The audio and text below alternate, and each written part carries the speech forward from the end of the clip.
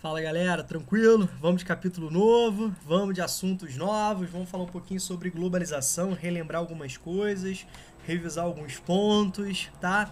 Então, globalização é a nova face do capitalismo, né? O novo rosto, né, do sistema capitalista, do modo de produção capitalista dentro dessa evolução histórica.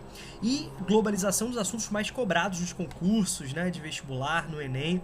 De fato, né, globalização é utilizada como base para várias outras temáticas. Então a gente pode envolver globalização em agricultura, globalização em meio ambiente, globalização em indústria, globalização em política, globalização em geopolítica e por aí vai, tá bom?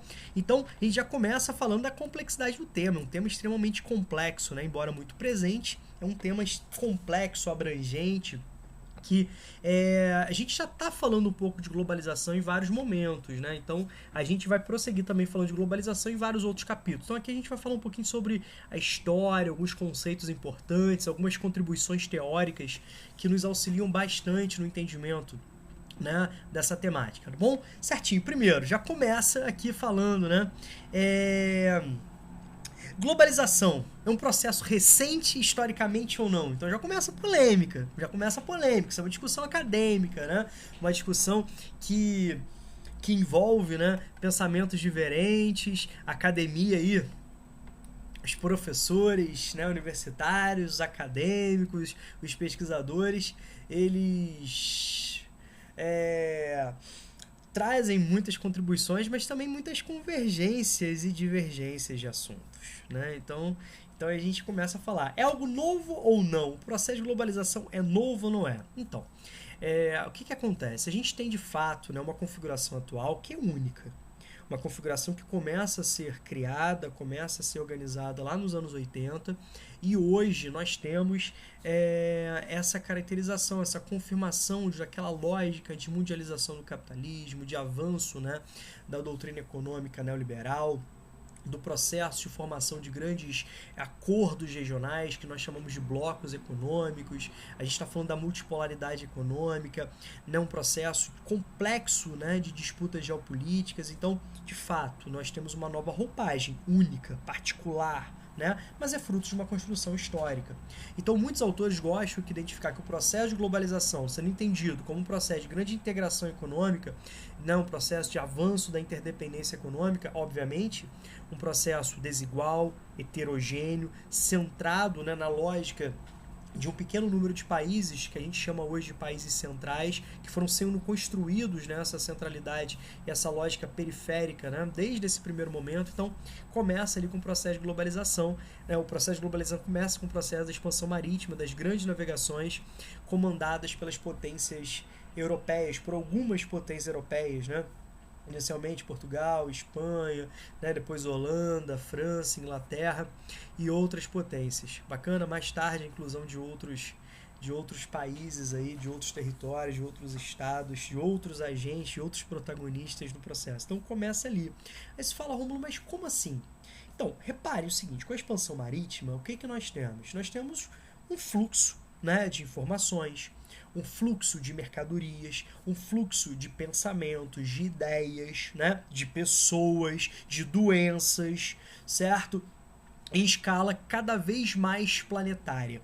O que a gente vai perceber? Que antes do processo de globalização, nós tínhamos, né, economias mundiais. Nós tínhamos economias como a economia, né, que se processava em grandes sociedades aqui na América, né, uma economia, né, que se processava na Europa, algumas economias na Ásia, economias na África. A partir da expansão marítima, a partir de um processo de dominação centrado na Europa, progressivamente essas economias mundiais vão sendo integradas, vão se tornando cada vez mais interdependentes, conectadas, fluxos materiais e imateriais crescendo, formando, dando origem àquilo que nós chamamos de sistema mundo, tá? Então, isso é importante, né, entender. Então, muitos autores apontam isso. Mas o termo globalização, da forma que nós conhecemos hoje, né, é um termo, né, utilizado a partir dos anos 80. Ele surge, né, no contexto jornalístico para definir aquela nova configuração mundial que estava acontecendo, aquela lógica do capitalismo informacional, né? Obviamente a gente está falando inclusive de um processo de progressivo avanço de áreas capitalistas sobre territórios que até então eram gerenciados por uma economia planificada, socialista, centralizada. Então a gente está falando do processo de derrocada, de crise, né, do bloco socialista, que vai culminar em 1991 com o fim da União Soviética. É a formação de uma nova realidade geopolítica, né? Então, o termo globalização, da forma que nós utilizamos hoje, né, para definir esse processo, né, tão importante, surge nos anos 80, meados ali dos anos 80, com uma linguagem jornalística nos Estados Unidos, chamando muita atenção, inclusive, o que estava acontecendo na Europa. O processo, né, de integração regional na Europa era muito forte já nos anos 80. Esse processo que foi iniciado no pós-Segunda Guerra Mundial, passou por algumas etapas, algumas fases, até a culminância, né, em 92, com a assinatura do Tratado de Maastricht, que cria, né, transforma a Comunidade Econômica Europeia em União Europeia, com um indicativo de avanço, de unificação monetária, de unificação política, tal como nós conhecemos hoje na União Europeia. Então isso chamava muita atenção naquele momento, né? Nós vamos ter um capítulo específico para nós falarmos, né, um momento específico para nós falarmos e relembrarmos alguns pontos, né, relacionados à formação de blocos econômicos, as etapas trilhadas pela União Europeia, a importância do regionalismo em tempos de globalização. No primeiro momento você pode até imaginar que é algo contraditório, né? Enquanto os blocos econômicos propõem um processo de auxílio regional, de protecionismo, de acordos regionalizados, e a globalização você entende como um aspecto extremamente, né, internacionalizado, interdependente, com diminuição das barreiras alfandegárias, né, quando a gente analisa esses aspectos, a gente pode entender que é algo contraditório, mas na verdade foi uma estratégia criada por alguns países até mesmo para se prepararem para essa grande competição mundial que vem se tornando cada vez mais explícita, tornando cada vez mais real, né? Não tem como fugir muito, segundo determinados analistas, sobre essa competição planetária. Então, né, essa lógica de formação de acordos, né, de acordos regionais, de blocos econômicos, nada mais é do que um processo de adaptação encontrado por alguns países, né, para se inserir nesse processo, tá bom? Certo?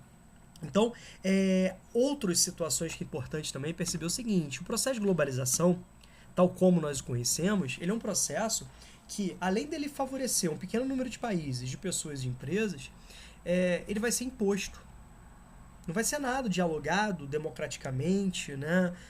Pelo contrário, você tem um processo de imposição de determinados valores ocidentais, capitalistas, né?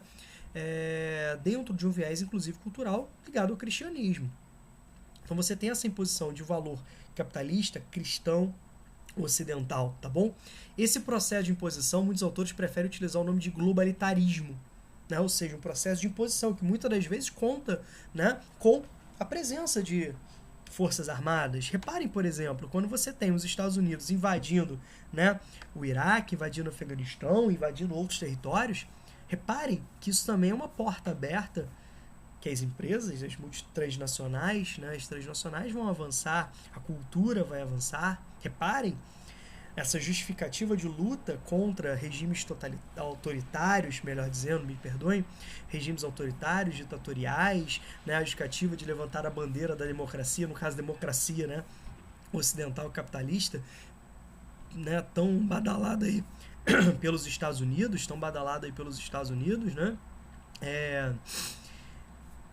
de fato, né, um processo impositivo. Então, o termo aí, globalitarismo, é bem empregado, né? Então, muitos autores, muitos especialistas, assim, né, preferem utilizar esse termo, tá bom? Então, já começa aqui uma discussão. E para a gente finalizar essa parte introdutória, o que você vai perceber hoje? Você percebe que atores protagonistas do processo de globalização, certo? Como, por exemplo, os Estados Unidos, como a Inglaterra, passam a defender através de seus governos eleitos, né, passam a defender através das orientações políticas atuais, medidas antiglobais. Olha a postura do Trump nos Estados Unidos. Olha a lógica de imposição de barreiras, olha a lógica de muros. Olha bem a crise, né, no comércio internacional, as disputas comerciais, essa quebra de braço, né, com a China, tá? Certo? E são medidas, né, que são vistas como antiglobais. Por outro lado, a China, né, as Chinas de economia, né, de economia aberta, de política centralizada, a China, né, do seu modelo, é um dos grandes defensores do processo de globalização, certo? A China, né, da sua economia, seu socialismo de mercado, de sua economia aberta, de uma política fechada, seu socialismo de mercado é extremamente criticado, contraditório, é visto como um dos grandes protagonistas, um dos grandes jogadores globais, né, do processo de globalização. Olha só que dificuldade que nós temos de analisar, de contextualizar, de entender determinados aspectos mais atuais. Então, espero que você tenha entendido, né, o que a gente vai discutir aqui no capítulo, né, esses avanços e retrocessos, digamos assim, no processo de globalização, dificuldades do processo de globalização, né, melhor dizendo. É bem melhor do que falar retrocesso, né, que não tem essa tendência, mas processos de críticas, né, aquilo que se defende, ou seja, os princípios, né, que estão na base do processo de globalização, tá bom? Então, daqui a pouco a gente dá continuidade aí aos estudos sobre mundo global, né,